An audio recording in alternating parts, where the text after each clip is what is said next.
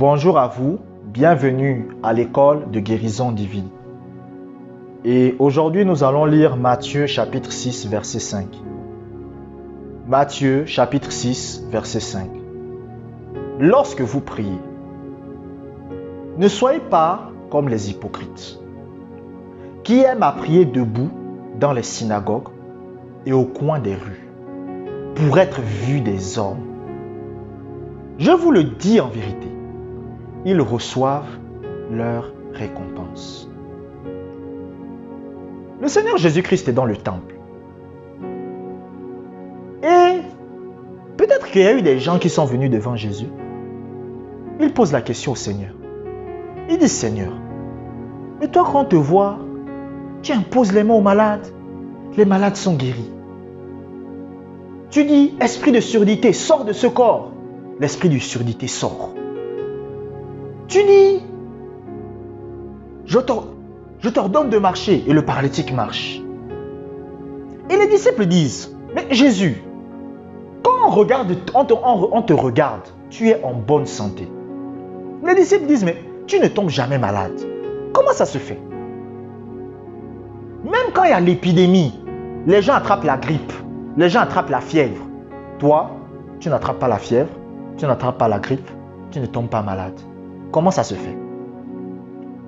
Comment ça se fait que les gens tombent malades dans une ville, mais toi, tu ne tombes pas malade? Il faut que tu nous expliques ça. Le Seigneur Jésus-Christ s'assoit. Il commence à enseigner. Et il dit, ne soyez pas comme les hypocrites. Si vous voulez la puissance de guérison de Dieu dans votre vie, ne priez pas comme les hypocrites.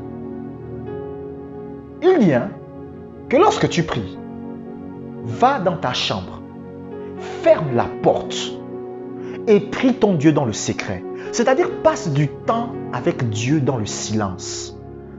Passe du temps à prier en langue. Et lorsque tu fais ça, la puissance de guérison de Dieu qui fait en sorte que je sois en bonne santé, c'est la même puissance de guérison qui te préservera. La Bible dit que le pasteur John Gillet qui était en Afrique du Sud, et la Bible dit qu'il y avait la peste. On a pris les bactéries de la peste, on a mis ça sur la paume de sa main et les bactéries de la peste sont mortes. Les médecins n'avaient jamais vu ça. Ils ont dit comment ça se fait. Les médecins ont dit que mais tu n'es pas le seul chrétien en Afrique du Sud. Il y a beaucoup de chrétiens comme toi qui prient Jésus. Il y a beaucoup de chrétiens comme toi qui prient Dieu. Ils disent Jésus est Seigneur. Ils disent Jésus guérit. Il y a beaucoup de chrétiens qui disent par les meurtrissures de Christ, j'ai été guéri. Mais toi, on ne comprend pas. Comment ça se fait que eux, ils ont eu la peste, ils sont morts, mais toi, ça ne t'atteint pas. John Gillet va dire, la loi de l'esprit de vie en Jésus-Christ m'a affranchi de la loi du péché et de la loi du péché et de l'amour. Mais pourquoi les autres chrétiens comme lui, eux, ils sont morts? Parce que les autres chrétiens n'avaient pas la puissance de guérison de Dieu en eux. Et pourquoi ils n'avaient pas la puissance de guérison de Dieu en eux? C'est parce que, 1, ils ne passaient pas du temps en silence devant Dieu. 2, ils ne priaient pas en langue. Oui. Lorsque vous voyez un chrétien qui n'a pas la puissance de guérison de Dieu dans sa vie, il y a deux choses, toujours. Soit c'est quelqu'un qui ne passe pas du temps en silence devant Dieu, soit c'est quelqu'un qui ne prie pas en langue.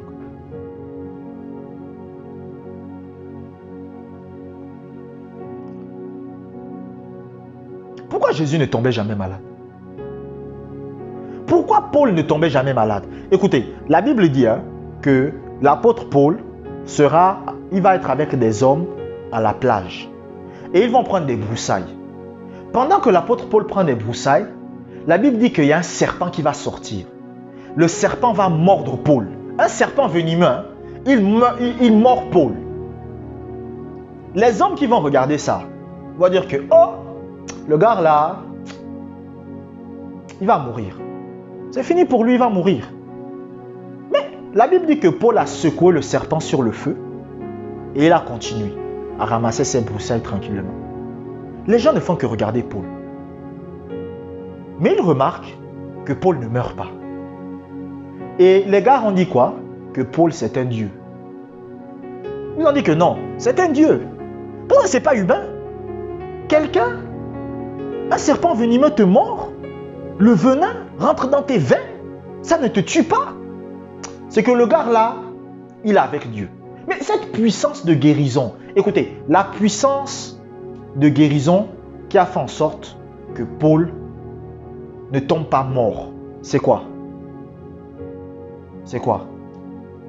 C'est parce qu'il passait du temps en silence devant Dieu. C'est parce qu'il priait en langue. Bon, pour l'apôtre Paul, c'était surtout qu'il priait en langue. Est-ce que vous comprenez? Pourtant, il y a des chrétiens qui se sont déjà fait empoisonner. Il y a des chrétiens, on met le poison dans sa nourriture, il vient, il mange et il meurt. Mais pourtant, la Bible dit que vous allez consommer des breuvages mortels et ça ne vous fera aucun mal. Mais pourtant, c'est ce que la Bible dit. En fait, vous savez, le problème aujourd'hui, c'est que lorsqu'on lit la Bible et qu'on voit ce qui se passe dans la vie des chrétiens, c'est comme le jour et la nuit. On se pose des questions. Le Seigneur dit, par les meurtrissures de Christ, vous êtes guéris. Les chrétiens sont malades. Le Seigneur dit que vous avez été délivrés de la puissance des ténèbres. Les chrétiens sont oppressés par les sorciers. Vous comprenez? En fait, c'est comme un contraste.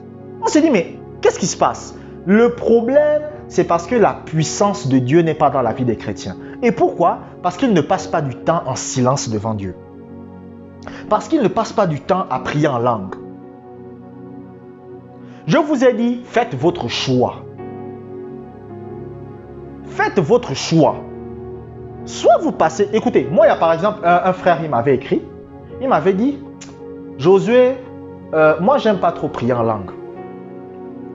Mais j'ai envie de pratiquer la présence de Dieu.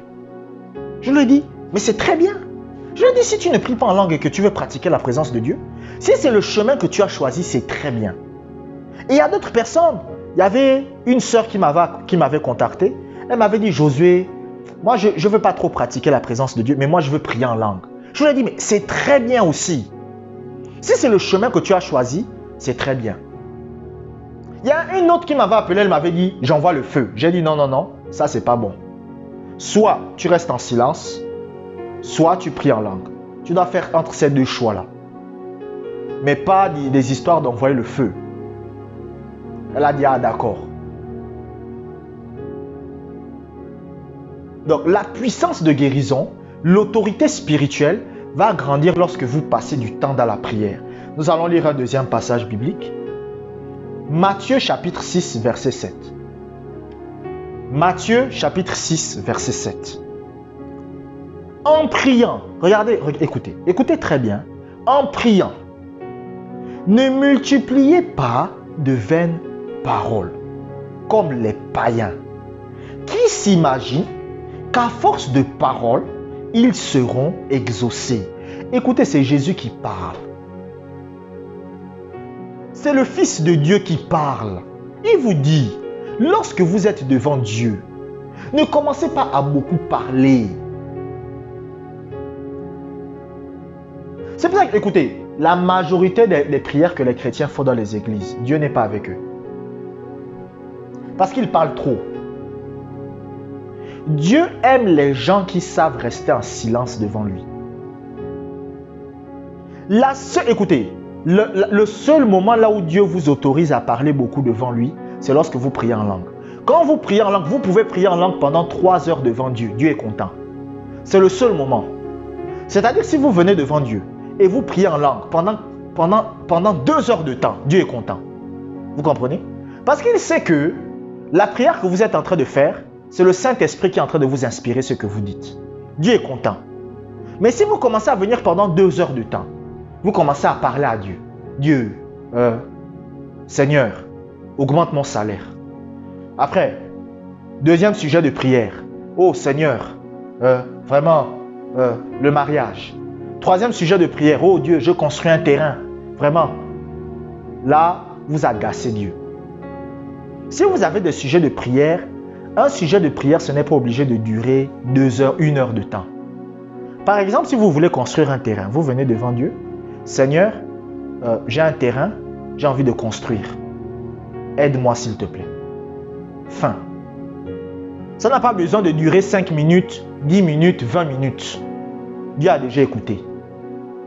Si votre enfant a besoin de passer le bac, vous voulez que votre enfant gagne le bac, vous venez devant Dieu.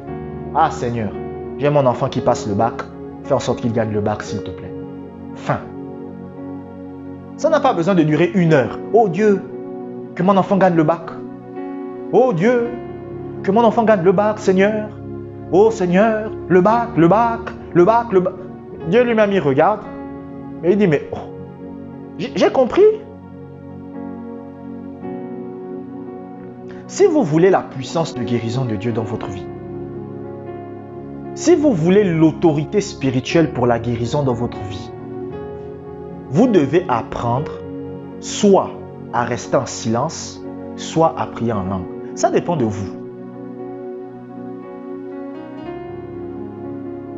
L'apôtre Paul avait décidé de prier en langue. L'apôtre Paul a dit, moi j'aime pas trop rester là en silence devant Dieu comme ça. Bon, moi je vais prier en langue.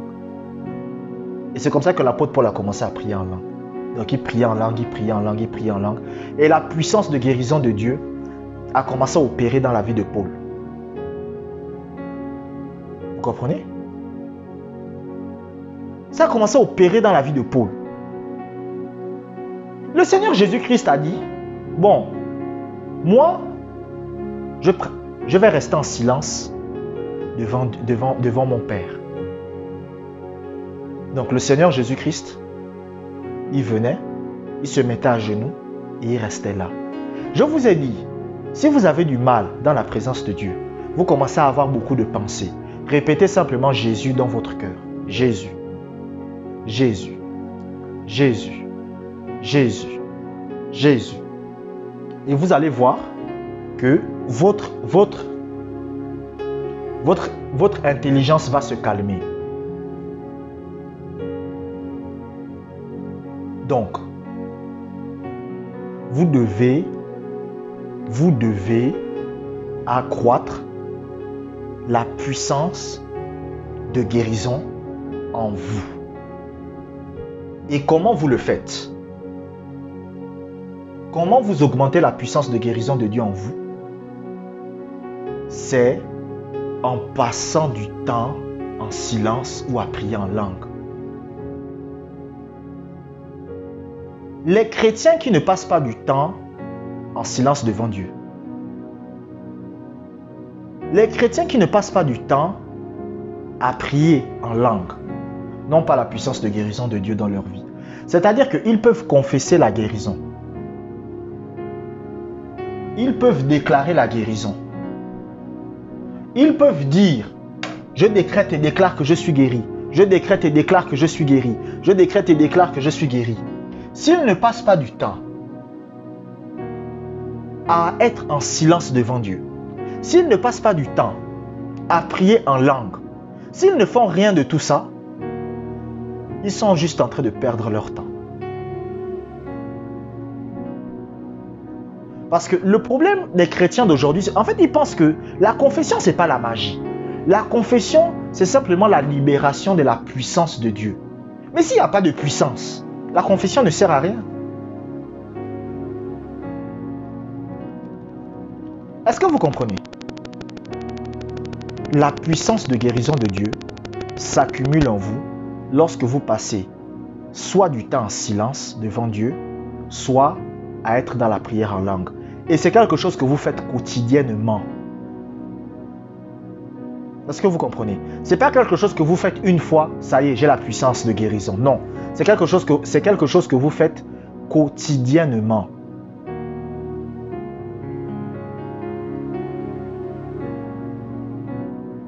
Et le problème, c'est que les chrétiens ne veulent pas pratiquer ça. Les chrétiens veulent la puissance de guérison. En fait, les chrétiens aujourd'hui veulent le beurre et l'argent du beurre. C'est-à-dire que ils ne veulent pas pratiquer la présence de Dieu. Ils ne veulent pas prier en langue, mais ils veulent la puissance de guérison. Donc, ils veulent la puissance de guérison sans fournir aucun effort. Alors que ce n'est pas comme ça que ça marche. Si vous voulez être libre de la maladie, vous devez soit passer du temps en silence devant Dieu, soit prier en langue. Abonnez-vous pour des prochaines vidéos. Que la grâce du Seigneur soit avec vous.